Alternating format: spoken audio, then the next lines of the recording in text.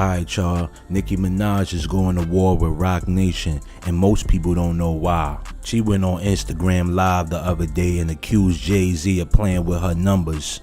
What a surprise. What a surprise. The amount of people on Instagram is remarkably low. I wonder who's behind that. I wonder who's afraid.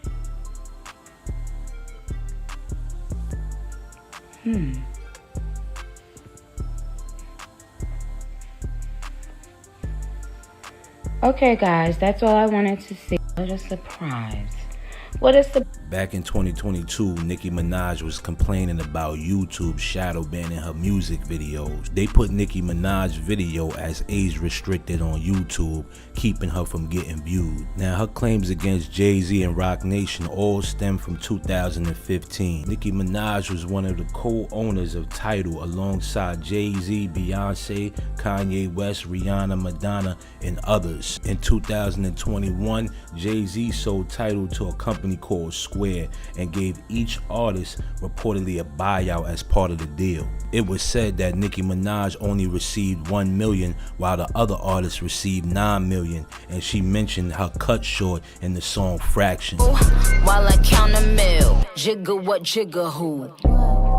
Many people thought this was brave for Nicki Minaj to diss Jay-Z on his own sample. Many people speculated that she was referring to Jay-Z, but she confirmed it. She said, "I received a call advising Tidal was sold and they made no money on the deal, so all they could offer me was $1 million. But wait, there's more.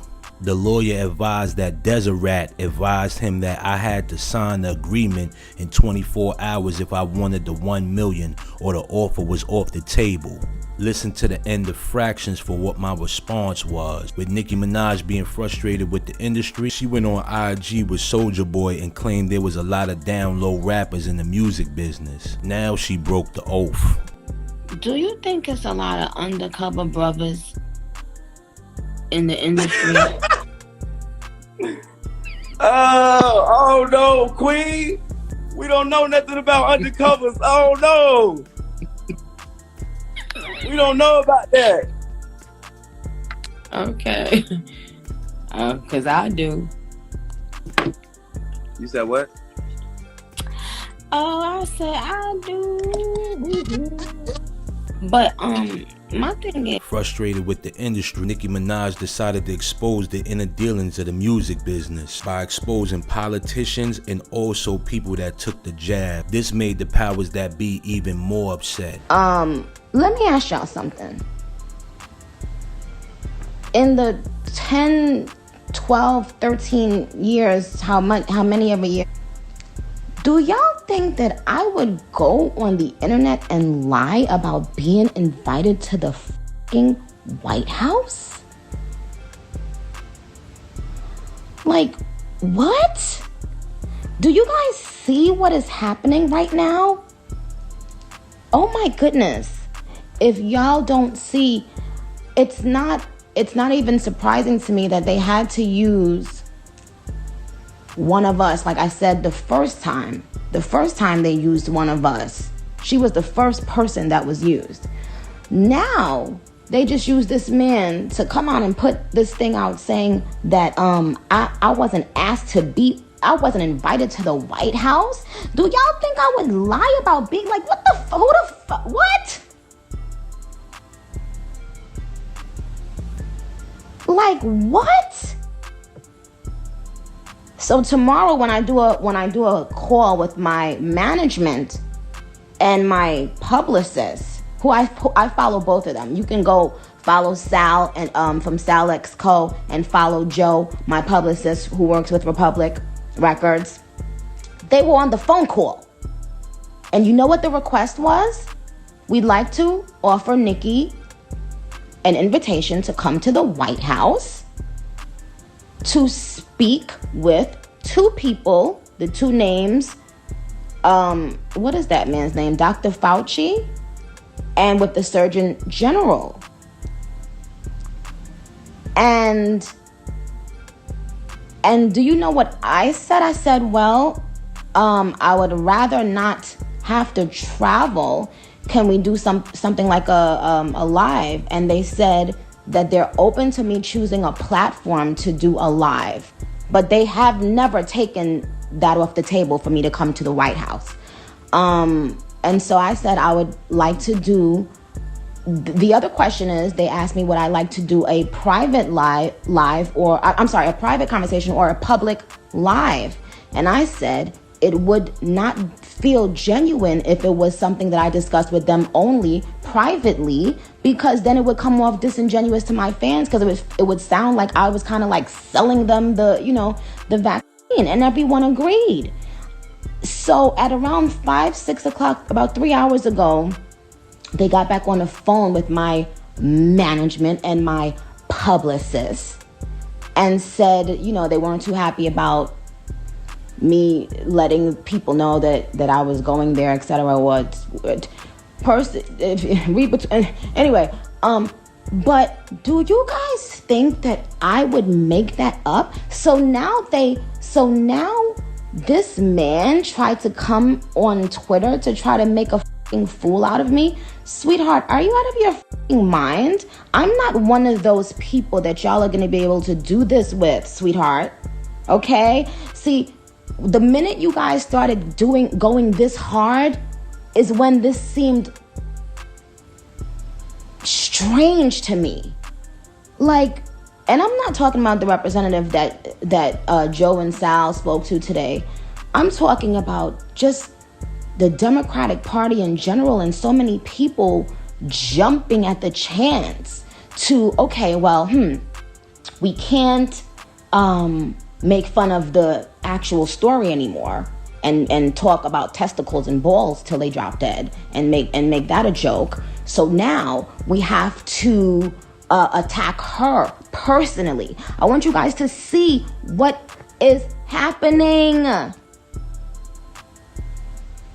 And they had to make sure it came from a black person first, because if it came from a white person, the black people were like, oh, you're racist in this. So let's peep this. The first attack was from a black woman. Now this thing to assassinate my character is from a Uncle Tamiana, black, quote unquote, black man. When 80% of the artists that y'all following right now feel like I feel about the vaccine and are too afraid to speak on it. And guess what they're doing right now? If they assassinate me and assassinate my character and make me look crazy or stupid, guess what? No one else will ever ask questions again. In 2024, Nicki Minaj claimed that Jay-Z never paid her the $1 million even after she signed. Roc Nation then decided to push Megan Thee Stallion instead of Nicki Minaj. In 2019, Nicki Minaj and Megan Thee Stallion collaborated. They appeared to have a good friendship, but it only lasted a few months. Nicki Minaj claimed that Megan Thee Stallion tried to get her to drink alcohol while she was pregnant and to go to the clinic, implying to get an abortion. Megan Thee Stallion felt betrayed and went and befriended Cardi B and performed the song WAP. The following year, Nicki Minaj unfollowed Megan Thee Stallion. Nicki Minaj then shaded Megan Thee Stallion on the song Seeing Green, where she said, "These thirsty, I could see why they alcoholics."